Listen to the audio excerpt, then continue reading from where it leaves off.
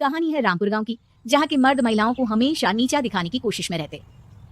अरे अभी तक खाना नहीं आया क्या? मुझे एक और शादी करने की जरूरत है। नहीं जी नहीं, ऐसा मत करना, वरना मैं कहाँ जाऊंगी। खाना लेकर मैं अभी आई जी। गांव की पंचायत में भी फैसले हमेशा औरतों के खिलाफ ही रहते। मैं जो फैसला सुनाता हूँ वो भगवान की आज्ञा होती है। इस लड़के ने अपने मन से शादी करके अच्छा नहीं किया। लड़के को घर भेज दो और इसकी शादी इसकी जाति की किसी लड़के से करवा दो, लेकिन ये लड़के इसे तो गांव के बाहर निकाल दो। नहीं नहीं जमींदार साहब, ये क्या बोल रहे हैं? ऐसा नहीं हो सकता। मेरी बेटी मासूम है, इसे अच्छे बुरे की समझ नहीं है। अरे कहाँ जाएगी ये बेचारी? कहाँ जाएगी? इतनी चिंता है तो पूरे परिवार का गांव निकाला कर देते हैं। बेचारे पूरे बसे बसाए परिवार को गांव छोड़ना पड़ता है। चाहे जो हो, अगर बेटियों को कंट्रोल नहीं कर सकते तो गांव में रहने का कोई मतलब नहीं है। यहाँ औरतों को दब कर रहना होगा। कोई भी अपने हिसाब से कुछ नहीं कर सकता, सब ईश्वर की मर्जी से ही होगा। तभी गांव का एक आदमी दौड़ा दौड़ा आता है। सरपंच साहब, जमींदार साहब, वो कालिया है ना, उसकी बेटी पढ़ने के लिए शहर जा रही है। अच्छा, ये कब हो गया? और कालिया की हिम्मत कैसे हो गई ऐसा करने की? लेकर आओ उसे और उसकी बेटी को। बस फिर क्या था, हाजिर हो जाते हैं कालिया और उसकी बेटी सरपंच के सामने। और कालिया, ये क्या सुनने में आ रहा है? बेटी को इंजीनियर बना रहा है तू? और ये बता, गांव में तो स्कूल नहीं है, फिर कहां से इतनी क्लास पास कर गई तेरी बेटी? राधा, जो कि कालिया की बेटी है, उसे लगता है कि सरपंच उसकी तारीफ कर रहे हैं। सरपंच जी, मैंने ऑनलाइन पढ़ाई की है, डिस्टेंस लर्निंग से। सभी में मैंने अच्छे नंबर पाए हैं, जिसे देखते हुए शहर की इंजीनियरिंग कॉलेज में मुझे स्कॉलरशिप मिली है। वाह जी वाह, क्या होती है ये? पहले तो ये बताओ, फिर आगे की बात करते हैं। पूरा गांव राधा की बात सुन रहा था और राधा बोलती जा रही थी। तो ऐसे मैं फ्री में एक अच्छी शिक्षा लेकर गांव में जो कुछ परेशानियां हैं, जैसे बिजली, पानी और इंटरनेट जैसी समस्याओं के लिए काम करूंगी। मैं गांव को शहर से जोड़ने के लिए पुल का निर्माण करवाने का प्रस्ताव रखूंगी। मुझे पूरी उम्मीद है कि जल्द ही हमारा गांव भी तरक्की की राह पर चल पड़ेगा।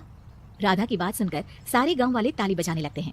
सरपंच को समझ नहीं आता कि वो क्या करे। चुप रह नादान लड़की, गांव के खिलाफ जाने के लिए तुझे गांव से बेदखल कर दिया जाएगा, वो भी पूरे परिवार के साथ। और हाँ, अगर ठीक से गांव में रहना चाहती है तो ये पढ़ाई लिखाई छोड़ दे। हम तेरे लिए गांव का कोई होनहार लड़का देखेंगे। तभी गांव का एक आदमी बोल पड़ता है।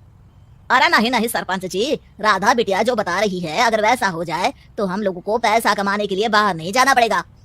हाँ जी, और ना ही कोसों दूर पानी के लिए भटकना पड़ेगा।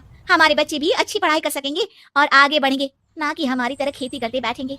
क्यों गांव वालों, राधा बिटिया का साथ देना चाहिए ना। सरपंच देखता है कि गांव राधा के साथ है तो वो चुप हो जाता है। वो घर आकर अपने सलाहकार से बात करता है, जो बहुत ही चालाक किस्म का इंसान होता है। अरे सरपंच साहब, आपको बहुत ही होशियारी से काम लेना पड़ेगा।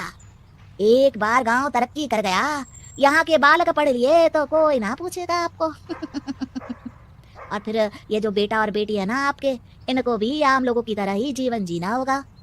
हाँ, लेकिन करे तो क्या करे? वो ना आप मुझ पर छोड़ दीजिए, बस मैं जैसा बोलूं करते जाइए। अगले रोज सुबह जब गांव वाले सोकर उठते हैं तो राधा के घर के बाहर और साथ ही वो लोग जिन्होंने राधा का सपोर्ट किया था, उनके घर के आगे लाल रंग से कल आऊंगी लिखा होता है। कल आऊंगी, ये क्या होता है?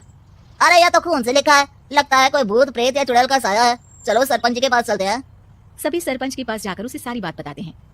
और ये तो बड़ी मुश्किल की बात है। चलो, मैं एक बाबा को जानता हूँ, उन्हें बुला लेता हूँ। सरपंच बाबा को लेकर गांव के घर के बाहर जाता है।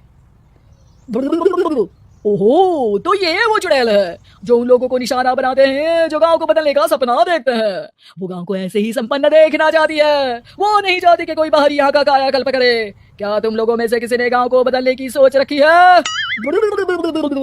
तभी राधा की माँ रोते रोते आती है। मेरी राधा घर से गायब हो गई है, अरे कोई तो बचाओ, मेरी बच्ची कहाँ गई? ले गई वो चुड़ैल, तेरी बच्ची को ले गई। अब वो उसे श्रापित करके छोड़ेगी, उस पर चुड़ैल का साया हो जाएगा। तभी बुरी सी हालत में राधा भी वहाँ आ जाती है। उसके बाल चुड़ैल की तरफ फैले होते हैं और कपड़ों में खून लगा होता है। सभी राधा को देखकर डर जाते हैं। माँ, पता नहीं मुझे कौन उठा कर ले गया था। अरे दूर हो जा चुड़ैल, अब हम लोग इस गांव में नहीं रुकेंगे। अरे कैसी बातें कर रहे हैं आप? कल तो आप मेरे भरोसे गांव का हुलिया बदलने, अपने बच्चों को पढ़ाने और तरक्की उन्नति की बात कर रहे थे, तो आज क्या हो गया आपको? ये फिर तुम लोगों को बहकाएगी। ये चुड़ैल गांव में आ चुकी है, ऐसे ही ये तुम्हारे घर के बच्चों को भी ले जाएगी। गांव वाले राधा को गांव से बाहर निकाल देते हैं। उसके माँ बाप रोते रहते हैं, लेकिन गांव वाले नहीं मानते। मैं भी अपनी बहन के साथ गांव के बाहर रहूंगा, लेकिन वो पढ़ाई नहीं छोड़ेगी। वहीं सरपंच के घर पर सलाहकार कहता है। देखा, सांप भी मर गया और लाठी भी नहीं टूटी। लेकिन अगले ही दिन सरपंच के घर के बाहर भी वही शब्द लिखे होते हैं और फिर सरपंच की बीवी कहती है, हमारी बेटी को किसी ने अगवा कर लिया है। तभी राधा का भाई वहां आ जाता है। अरे गांव वालों, मैंने सरपंच जी की बेटी को देखा था, वो चुड़ैल उसे उठाकर ले जा रही थी। अरे क्या मजाक कर रहे हो? नहीं नहीं सरपंच जी, आप नहीं जानते, वो चुड़ैल अब आपकी बेटी में आ जाएगी, जैसे राधा के अंदर आ गई थी। तभी सरपंच की बेटी वैसी ही हालत में वहां आती है जैसे राधा आई थी। पापा पता नहीं कैसे मैं गायब हो गई थी।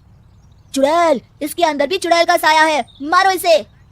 अरे नहीं नहीं, इसे भी राधा के पास गांव के बाहर ही भेज दो। अरे चुप रहो, मेरी बेटी कहीं नहीं जाएगी और चुड़ैल वुड़ैल कुछ नहीं होता है। अरे कैसे बात कर रहे हो सरपंच जी?